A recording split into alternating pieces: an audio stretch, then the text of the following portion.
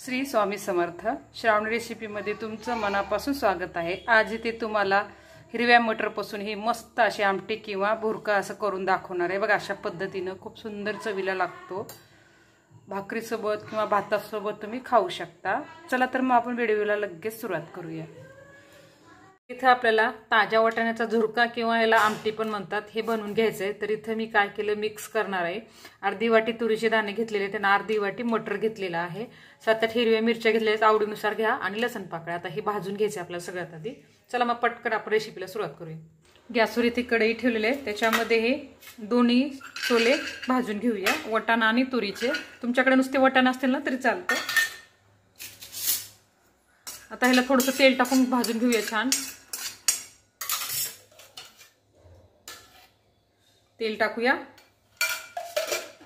आणि भाजून घेऊया। सुपर होते हे आमटी किंवा झुरका, खूप छान असं होतं।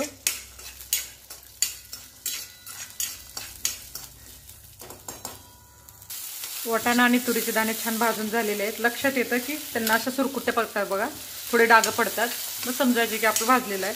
आता एका प्लेटमध्ये काढून घेऊन आपण मिरची भाजून घेऊया। आता याच कढईत हिरव्या मिरच्या टाकायच्या, थोडंसं तेल टाकायचं। हिरवी मिरचीला थोडीशी कट मारायची, नाहीतर हिरवी मिरची फुटते आणि अंगावर येते।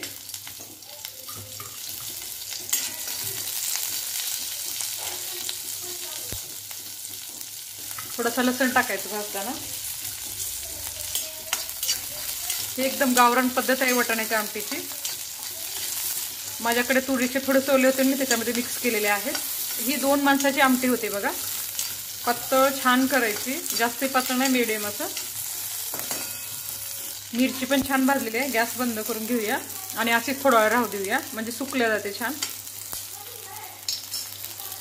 मिरची थंड होईपर्यंत हे सोले वाटून घेऊया। काय मिक्सरच्या भांड्यामध्ये किंवा तुम्ही खलबत्त्यामध्ये वाटू शकता।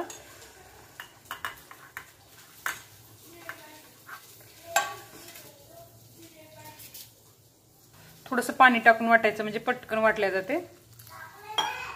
आता ही मिक्सरमध्ये वाटून घेऊया। किती छान वाटले बघा। थोडंसं पाणी टाकायचं अजून की, आणि थोडंसं फिरवून घेऊया आणखी। आता हे तयार आहे आपलं वाटण। आता मिरची वाटून घ्यायचं, एका भांड्यामध्ये काढून घेऊया। आता ही मिरची थंड झालेली आहे, मिक्सरच्या भांड्यामध्ये टाकूया। आता त्याच्यामध्ये कोथिंबीर टाकून घ्यायचे, कोथिंबीर टाकूया। थोडंसं मीठ टाकूया, 1 चमचा मीठ टाकायचं। आणि ह्याला पण छान वाटून घेऊया, ह्याची पेस्ट बनवून घेऊया मिरचीची। गॅस इथे मी चालू केलेला आहे, त्याच्यामध्ये तेल टाकून घ्यायचं। 1 चमचा तेल टाकूया। तेल गरम होऊ देऊया। तेल गरम झालेलं आहे, जिरे मोहरी टाकून घेऊया।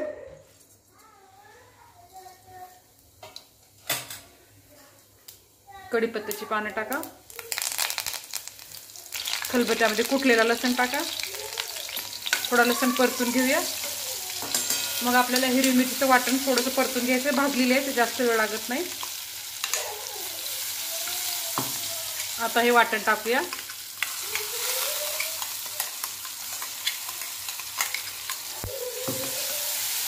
थोडं परतून घेऊया, थोडंसं परतून घ्यायचं। चिमूटभर हळद टाकायची, थोडं मिक्स करून घेऊया। आता हे वाटण टाकूया वाटाण्याचं, थोडंसं परतून घेऊया। आणि कोमट पाणी टाकायचं आपल्याला, लागेल तेवढं। घट्ट पातळ तुमच्या आवडीनुसार करू शकता। जास्त तिखट लागू नये म्हणून 1 फोड अशी बारीक करून घेतली, फक्त 1 फोड टमाट्याची, ती टाकून घ्यायचं। तुम्हाला नाही आवडत असेल ना, झणझणीत आवडत असेल तर तशीच करा। ह्या मिक्सरच्या भांड्यामध्ये थोडं विसळून टाकते मी पाणी।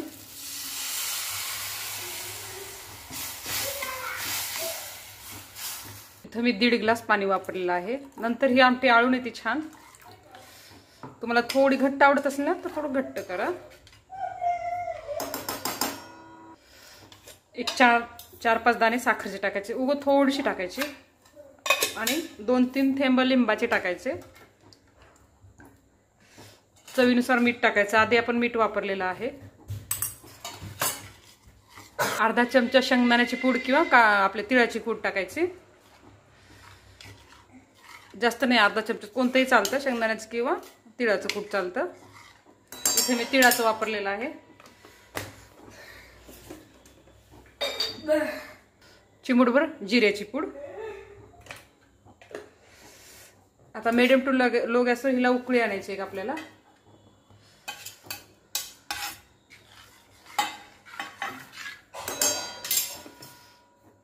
अर्धा मिनिट आपल्याला आमटी उकळून घ्यायची. जास्त उकळत बसायची गरज नाहीये. किती सुंदर आमटीला कलर आलेला आहे. चवीला पण खूप सुंदर लागते. तुम्ही एकदा नक्की ट्राय करा.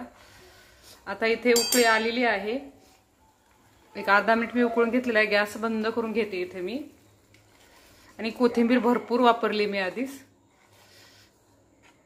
आता ही आमटी आपली तयार आहे वाटाण्याची खायला.